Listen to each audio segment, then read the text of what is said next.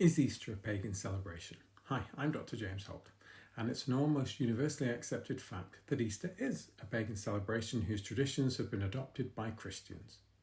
The problem is, it's probably not true.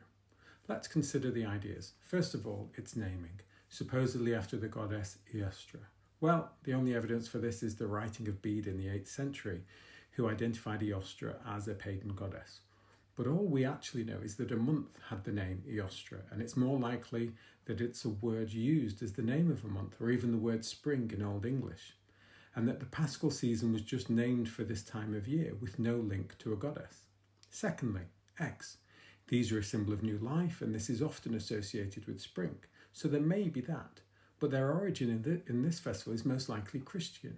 As someone who lives in the UK, I celebrate Pancake Day or Shrove Tuesday, where the fats and eggs in the home are used in preparation for Lent.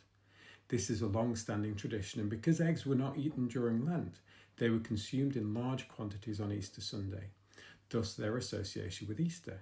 Eggs are therefore most likely a Christian tradition.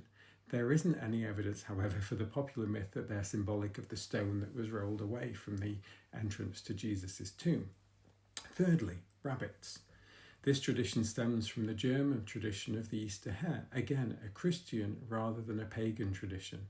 It didn't have links with Eostre. Even Bede, in his discussion of Eostre, did not mention hares or rabbits in relation to her.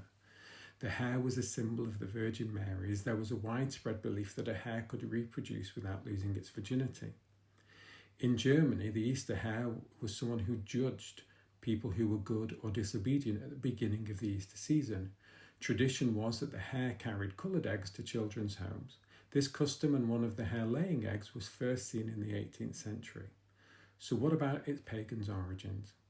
Well, it was in the late 19th century that these were first suggested, possibly by Alexander Hislop, a Presbyterian who wanted to paint Catholic traditions as ritualistic and pagan in origin. And this was taken up by observers, even though there was no evidence for such. The resurgence of paganism, possibly better termed neo-paganism, then adopted elements of these Easter traditions within their practice. And with the seeming unbroken link to ancient pagan times, it appears they've always been pagan symbols, which in all honesty, they probably weren't.